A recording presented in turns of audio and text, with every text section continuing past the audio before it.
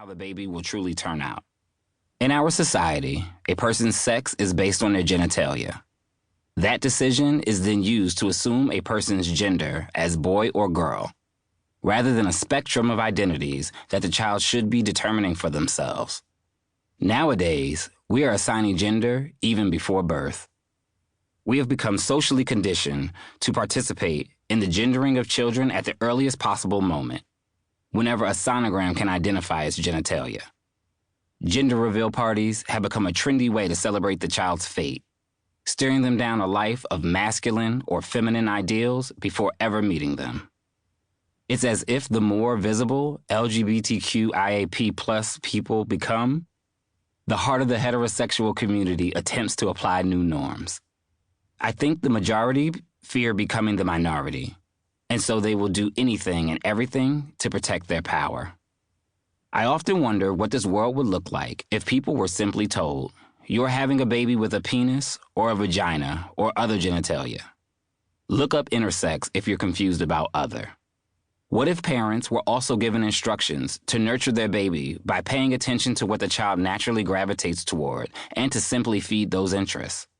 What if parents let their children explore their own gender instead of pushing them down one of the only two roads society tells us exists? When our gender is assigned at birth, we are also assigned responsibilities to grow and maneuver through life based on the simple checking off of those boxes. Male, female, black, white, straight, gay. Kids who don't fit the perfect boxes are often left asking themselves what the truth is.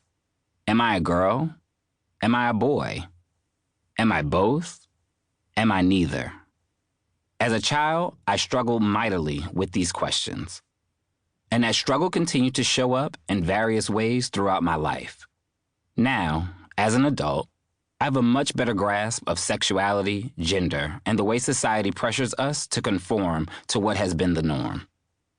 I understand how this sense of normality doesn't hold a space for those of us who don't fit the aesthetic of what a boy or girl should be, or how a man or woman should perform. Unfortunately, we are still struggling to move the conversation past an assumed identity at birth.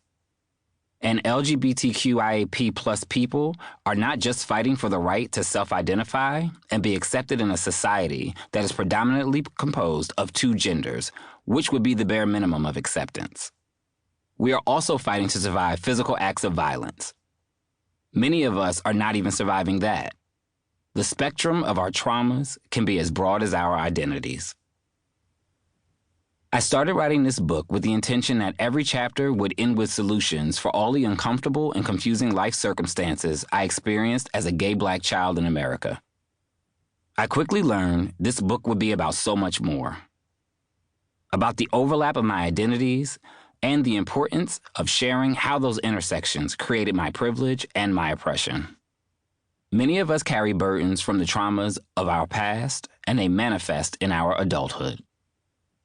We all go through stages of accepting and struggling with our various identities, gay, straight, or non-identifying.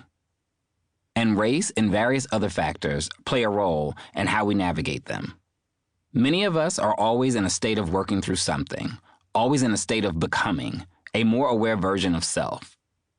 This book is an exploration of two of my identities, black and queer, and how I became aware of their intersections within myself and in society. How I've learned that neither of those identities can be contained within a simple box, and that I enter the room as both of them despite the spaces and environments I must navigate. In the white community, I am seen as a black man first, but that doesn't negate the queer identity that will still face discrimination. In the black community, where I more often find myself, it is not the black male identity that gets questioned immediately. It is that intersection with queerness that is used to reduce my blackness and the overall image of black men. Because this is a memoir, I'm sharing some of my personal memories with you. These memories are specific to my experience as a kid, teen, and young adult, but they also underline some of the universal experiences of black and/or queer people. My struggles are that of black men and queer men and the people who exist at the intersection of both identities. That's where the manifesto part comes in. I believe that the dominant society establishes an idea of what